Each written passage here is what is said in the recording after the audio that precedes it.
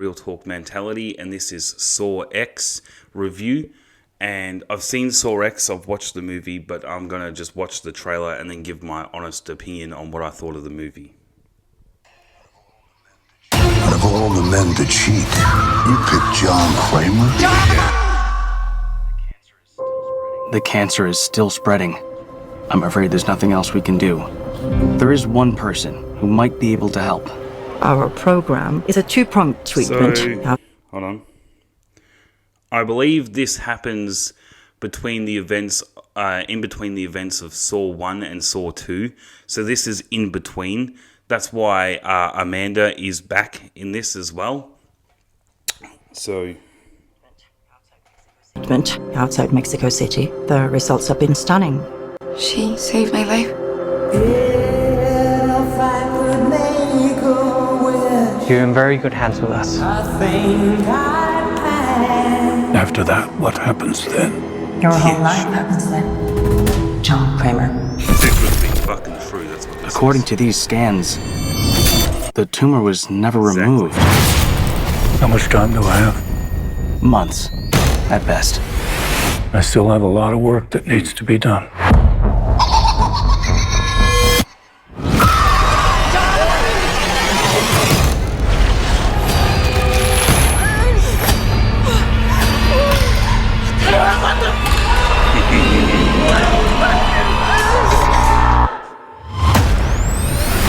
Hello, everyone. It's time to play a game. You all pretended to cure me, but what I have planned for each of you is very real. Peace came upon me. No light, no sound. The only thing I have not provided is your anesthetic. But trust me, you will want to remain alert.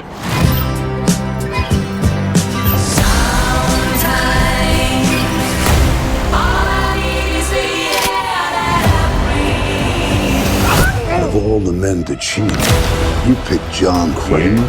Please, don't hesitate. Place a big enough piece of your cerebral tissue into the glass enzyme tank. This will save your life. So sleep, silent don't you sleep. This is not retribution. It's a reawakening.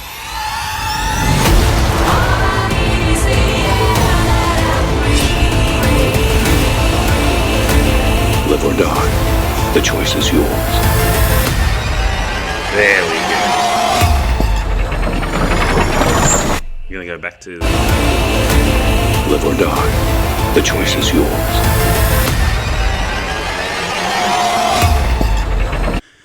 This is very much going back to what made Saw and what made Saw so good was the fact that you had all these classic characters, you know, well, not classic characters, but you had all the sort of what felt like what made Saw so good in the beginning. And this was like, it took me back, just like it did to everyone else. There is positives and negatives in this movie. The positives being, this is just very much feels like classic Saw. The negatives are the fact that, like, and don't get me wrong, the story was very good, very well put together.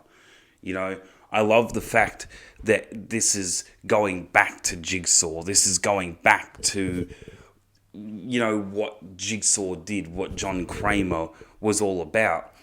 Was all about putting people in the saw traps to give them retribution, to give them a second chance, that if they survived the saw traps, then they deserved a second chance. They deserved retribution, right?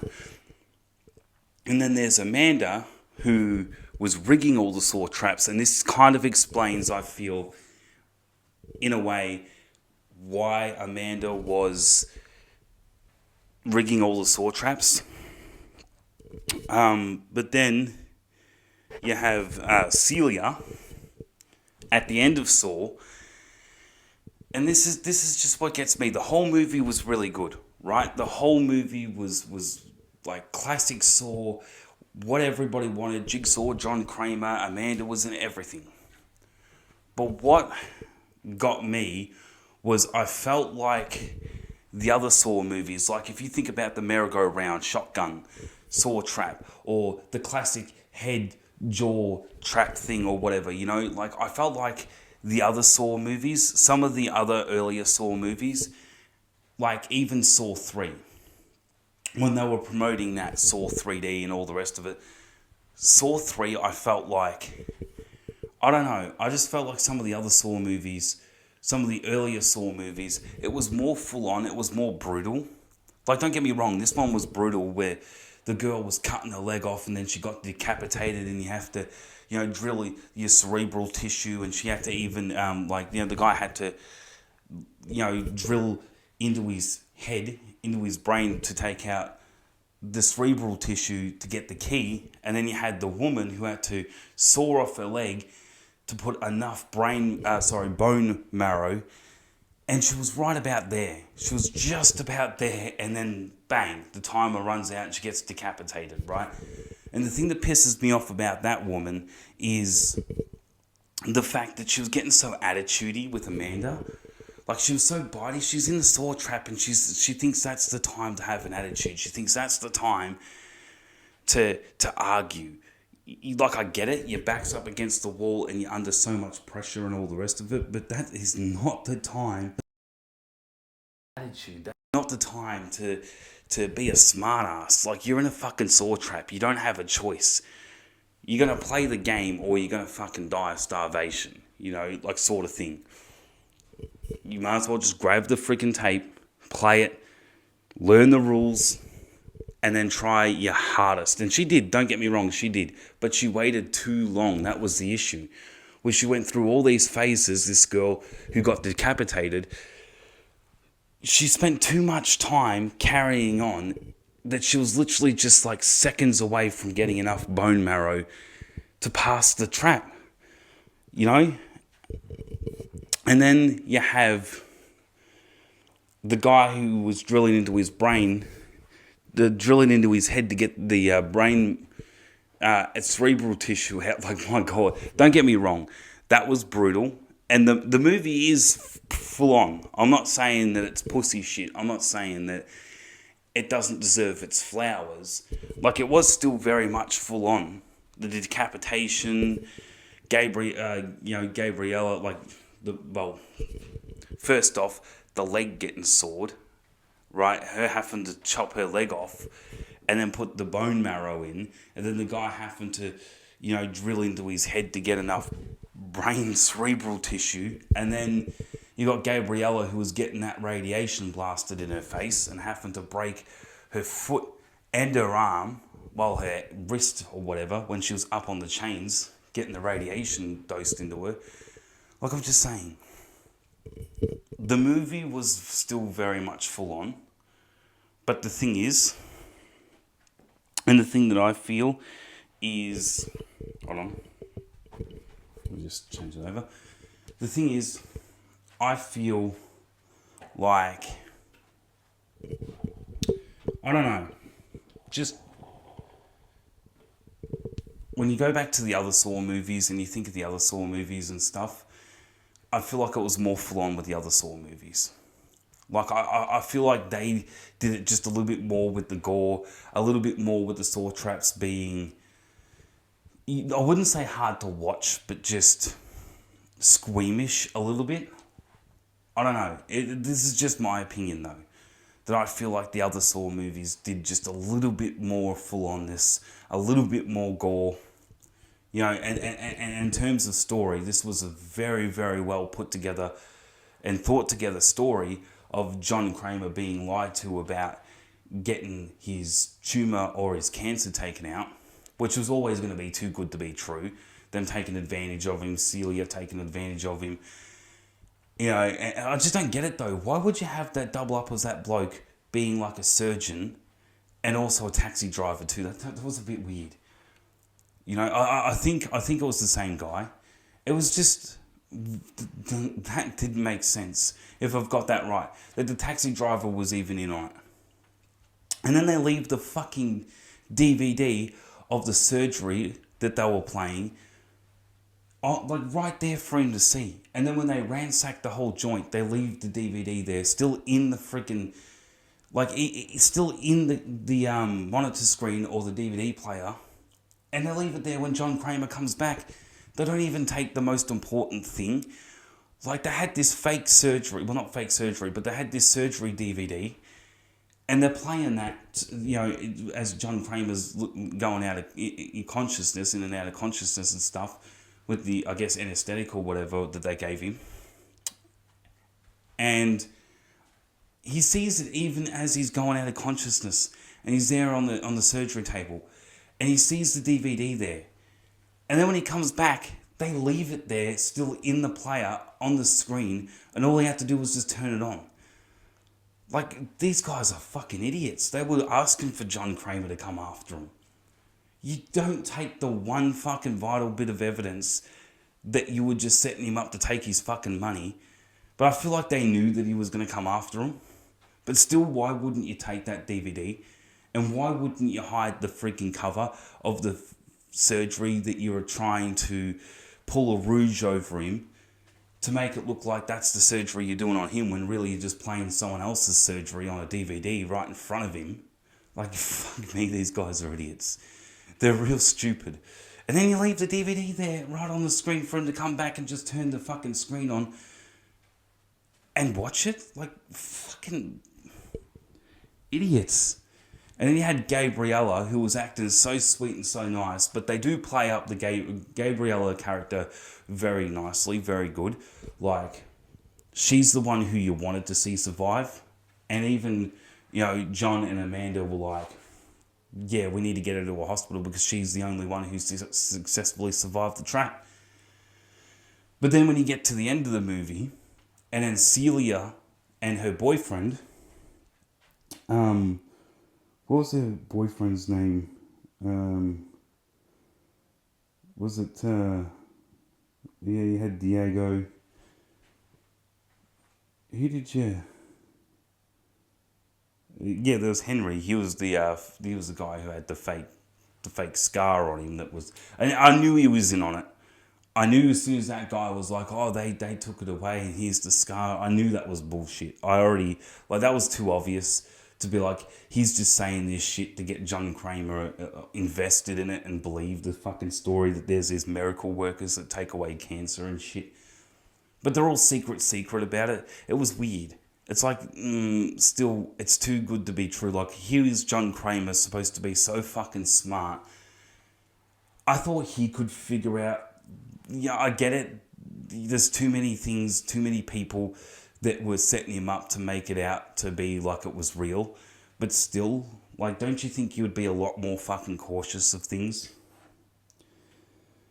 Anyway, look, I did see this movie a month ago, so I'm not going to be too bright on the details, but look, the way I see it is,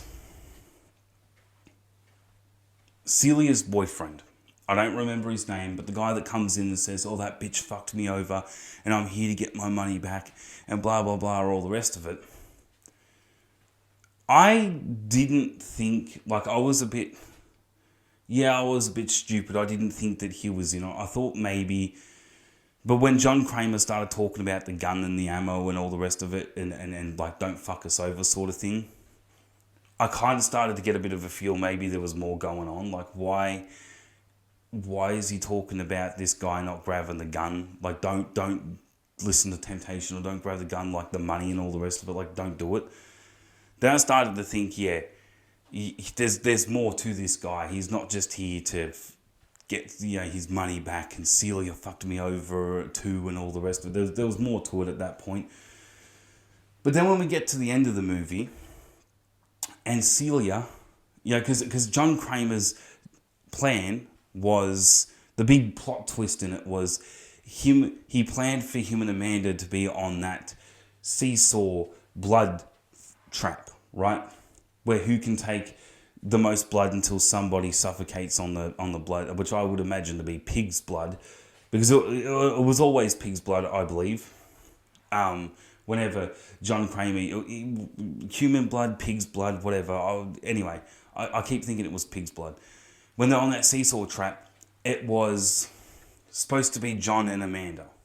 But then Celia changes it up and takes that little boy who's kicking the soccer ball against the wall outside. And John didn't plan for the little boy to be put in the middle of it. That's why he gave him the money, obviously. I'm not saying anything nobody doesn't already know, but I'm just stating the obvious here. But it's true, though. It's like they planned this bitch Celia to be the worst of the worst. Right? She takes over John Kramer's saw trap. She gets out of it, even though they planned for it when she was on the phone to her boyfriend and everything. Like I know John and Amanda, they already knew. And they staged this, they set it up. Celia fell for it. Except for what wasn't planned, the little boy getting pulled into it. But still, they really made you hate this bitch. They really made you hate this Celia bitch. You know, everything she was doing, putting an innocent boy in the trap, fucking doing all this shit to John Kramer, and even not giving a shit that she was taking all this money out of all these poor cancer patients. She didn't care. She didn't give an ounce of a shit. She was a remorseless fucking bitch.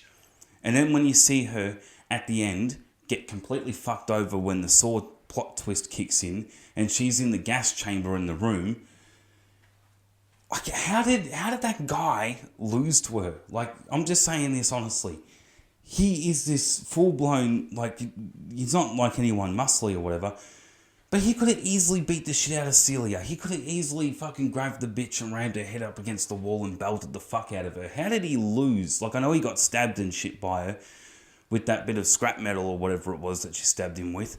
But still, how did he not fucking, like, his life's on the line. How did he not fucking grab her and have all this adrenaline of anger behind him that she not only fucked him over, but is also willing to fucking kill him as well, obviously.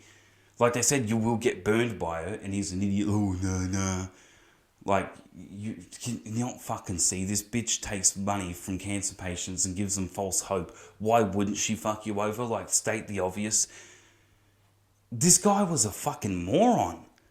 Like, here she is doing all this, giving all these cancer patients false hope that she could do these fake surgeries and she's taking all their money. Why wouldn't she fuck you over, you goddamn moron? Like, that's just... Anyway, it's like a deer in headlights. And you tell me, as the deer, you can't see the fucking headlights. What an idiot. Anyway, that guy was a moron. But when you're in the gas chamber and Celia's sticking her head out and the timer runs out, what really pisses me off is Celia survives that trap. And John Kramer's logic, as we all know, is if you can survive one of my traps, you deserve a second chance. You deserve a shot at redemption. And Amanda sees it as, no, some people don't deserve redemption. Some people don't deserve a second chance. You know, so, like, and I'll be honest with you. I'm very 50-50 when it comes to it. Like, I agree with John, yes, but I also do agree with Amanda too. I see it as some people are too far gone. All right, some people are way too far gone. They do not deserve a second chance. They can survive 5 Saw traps that you put them in. It doesn't mean that they deserve a second chance at redemption, because these people, some of them are too far gone. Celia was one of them who was just way too far gone. She was never going to fucking learn a lesson from it. If anything, she's the type of bitch who's going to get salty at the fact that it didn't work out the way that she wanted to, so she's going to go out and look for revenge or redemption. And even if she doesn't go after John Kramer, she's not going to stop what she's doing. She's just going to find a new means of doing a new thing to gain for her own selfish self-benefits. Because she's all pissy that the cancer thing didn't work out because John Kramer got in the way of it. So she's going to just do some other fucking shit. Some people are just too far gone. So that's where I do agree with Amanda. Some people do not deserve a second chance. Because some people can survive saw trap after saw trap after saw trap. It doesn't fucking mean they're ever learning their lesson. And if you put them in 5 saw traps, that obviously means that they don't fucking... You'd think people would learn after the first, but Celia's that type of dumb bitch who's just gonna fucking keep doing the same shit. She's never gonna fucking learn. Too far gone. But anyway. That was just one thing that really pissed me off about the movie, is that the timer runs out, Celia survives the gas chamber trap, and then it sort of gives off this illusion when John, Amanda, and the little boy seamlessly walk off into the sunset like a happy little family. And it just gives off this really bad taste in my mouth that Celia was left in the gas chamber. And I get it. The air doesn't suddenly go all clear as soon as the gas chamber's, the timer's up and it stops spewing that toxic gas. It doesn't just clear up, no. But I'm under the impression that the door unlocked, she survived the trap, and she was able to just walk out. But some fan theories out there are saying that Amanda came back for her, and that's what sparked Amanda off, was the fact that she got salty over the fact that John seamlessly let her go because she survived the trap. So then Amanda came back and finished her off when the door was unlocked in the gas chamber room. Which I like to think that, you know, if they don't continue on, because you know what they do. The next Saw movie that they make, if they do make another one, which they most likely will, they're not going to continue on from this, because this was between the events of Saw 1 and Saw 2, I believe. So, as I said at the start of the video. So, it just leads me to believe that they've told that story. What happens to Celia, that's up to fan theories. That's up to you to decide whether she was just let out of the room and unlocked. The timer ran out, right? She survived the gas chamber room trap, and the door unlocked, and she was just able to walk out because she survived the trap, or whether Amanda came back for her. And that's what I also, like, you had Henry cop it, right? You had Mark Hoffman, the cop, and John Kramer hang Henry up and reveal that he didn't have the scar. That was the post-credits sort of Marvel thing that they did with Saw, right? The post-credits was seeing Henry get it. And I was thinking, if there's going to be any post-credits type of end credits thing that they were going to do, it was going to be Amanda coming back and explaining that, you know, and showing that she just comes back and bludgeons the shit out of Celia. Yeah, and then I wouldn't be left with a sour taste in my mouth. But the fact that I'm like, well, they're not going to explain this, I don't reckon they will. We'll be 3 Saw movies deep. 3 more new Saw movies, hypothetically, if they do that. And they won't, I don't reckon they'll explain anything about Celia. They'll just leave it to, at the end of Saw X, Celia survived the trap and she walked out scot-free. Like, the post-credits scene should have been Amanda going back there and fucking giving the bitch what she deserved. You don't, like, and everyone in Saw, everyone who's been, like, the big baddie has always fucking copped it, except for this Celia bitch. She's the only one that was able to be the worst of the fucking worst and be able to seamlessly walk scot-free just because she survived something as easy as sticking your head out of a fucking hole. All she had to do was just kill her boyfriend, and that was it. And then she could stick her head out of the fucking hole and survive the trap for the remaining time. Like, how hard is that? That's not really that much of a punishing trap if you put it up against all the other fucking Saw traps. That wasn't that punishing at all. But yet they really built this bitch up with everything she was saying. Being manipulative, being selfish, being careless.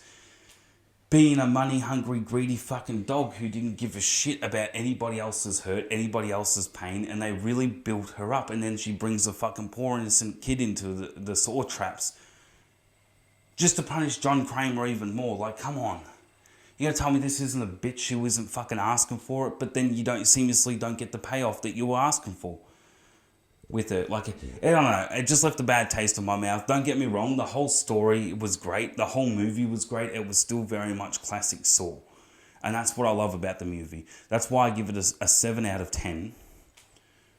Because the story was good, the traps were good, it could have been better. Look, as I said, it doesn't match up quite to the other Saw traps in the other movies, how gory and full on they were, as I said, but it was still good. It could have been better. Spiral, my fucking God. That wasn't too bad. The traps were like the guy in the fucking train tunnel having his jaw or his tongue ripped out and the train fucking hitting him. Like, come on. That was a better fucking Saw trap than the gas chamber, the room that Celia was in. That's what I'm talking about. Or the shotgun merry-go-round. Or the acid shit. Or the classic saw trap around the head. You know what I mean? Like things like that. Even the bloke at the start of Saw X, where John Kramer is imagining this bloke because he's been a pickpocketer, like he's trying to steal the poor innocent patient's fucking shit out of the drawer. The only reason why he didn't do it was because John Kramer was watching him. Doesn't mean he didn't deserve to be put in the saw trap of him breaking his own fingers, turning that fucking dial and having his eye socket sucked out with the 2 tubes attached to his fucking eyes. Like, I'm just saying. The only reason why that bloke didn't steal the shit was because John Kramer caught him in the act, and then he's like, oh shit. But if John Kramer wasn't there, he would have stole the shit. So he should have been put in a fucking trap because he was going to do it. It's just because John was standing there. That's the reason why he didn't steal the shit. Not because he was a good person and thought maybe I'm doing a bad thing. No, it's just because John Kramer was standing there. So he got fucking scared. He didn't want to pinch shit in front of someone. He didn't want to pinch shit in front of a witness. Didn't mean he didn't deserve to be put in a fucking trap. What John Kramer was imagining the trap in his head, should have fucking done it for real. Because the guy was still going to steal the shit. It's just John was standing there. That's the only reason why he didn't. Anyway, I do give this movie a good 7 out of 10. The Celia thing pissed me off because I thought, yeah, she just deserved to. She really fucking deserved to have it coming, and she never got it. So stale taste in my mouth. 7 out of 10. Still a really good watch. You know, I just get a bit sick and tired of hearing everybody say, oh, this is, you know, very good, goes back to the classics. Like, if I read some of the comments here, I'm not going to read too many, I'm just going to read a couple. What is it? This looks like it's going to be the most insane film in the Saw series since the first 3 films and Saw 6, and I am looking forward to it. Yeah, don't get me wrong. It is full on. It is still a very, very good movie. It's just, there's some parts in it that just left me asking questions or left me begging for more. You know? You all pretend to cure me, but what I have planned for each of you is very real. Gave me chills. Yeah, that is classic John Kramer. That's what I love about this movie, is that things like that is what sets you back to the classic Saw movies, is a classic Jigsaw, classic John Kramer, you know. That is chills. Tobin Bell is 80 years old, but still playing this character perfectly. What a legend. Yeah, I can't believe he's fucking 80. I can't believe Tobin Bell is fucking 80 and he still plays John Kramer. Like, I'm not going to say just as good, like exactly the fucking same as he did from the first Saw movie. Like, you wouldn't be able to tell a difference really in his performance because it's that fucking good. No matter how many movies this franchise has, John Kramer's voice is amazing and still gives me chills. Tobin Bell was born to be this character. Yeah, exactly. He's one of those characters. Tobin Bell's one of those people where you look at his face and you instantly just see John Kramer. It's like looking at some people, like for example, it's like looking at the guy who plays Mr. In-Between.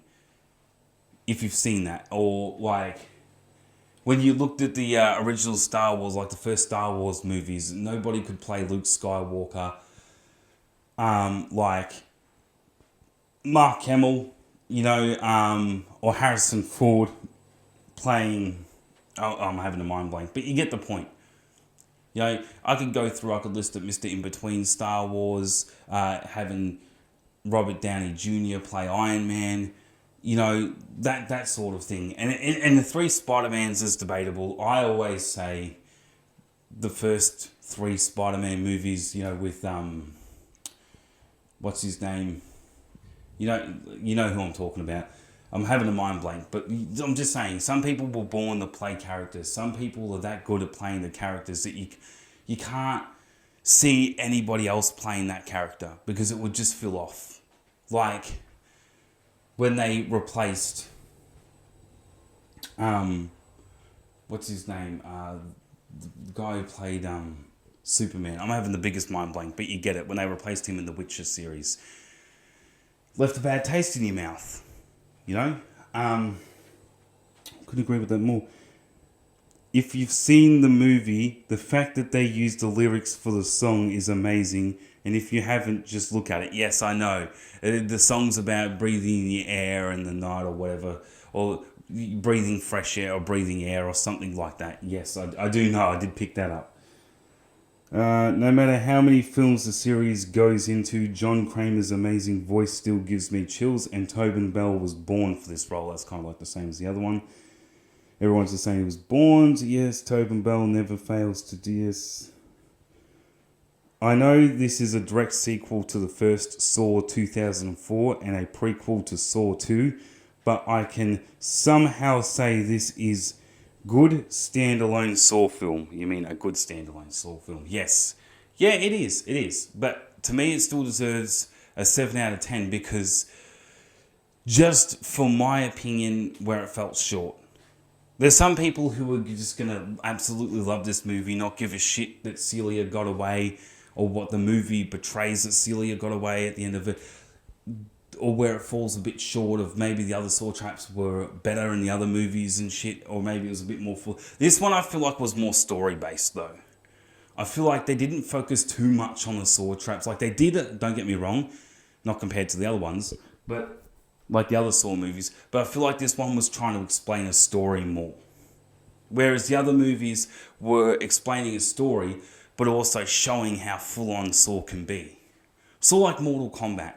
When you boot up a Mortal Kombat game, you want it to be brutal. You want it to be full-on. When you watch a Saw movie, you're hoping that it is the, like, worst, like in the best way, I mean this in the best way, but the worst, goriest, full-on brutality fucking Saw traps that you've seen. That's why I feel like this Saw X was, you know, more story-driven. But I don't shit on the traps. I don't shit on the lore. I don't shit on any of that. I do still very much love this movie, and it still very much deserves its flowers and deserves all the praise in the world. It just fell short in some areas. So, but anyway, before I start going around in circles, thank you for watching this episode of Real Talk Mentality, where my mentality talks real. And this was Saw X review. And as always, if you're not videoing it, or if you're not watching it, if you're not streaming it, it ain't worth shit. Take care, guys.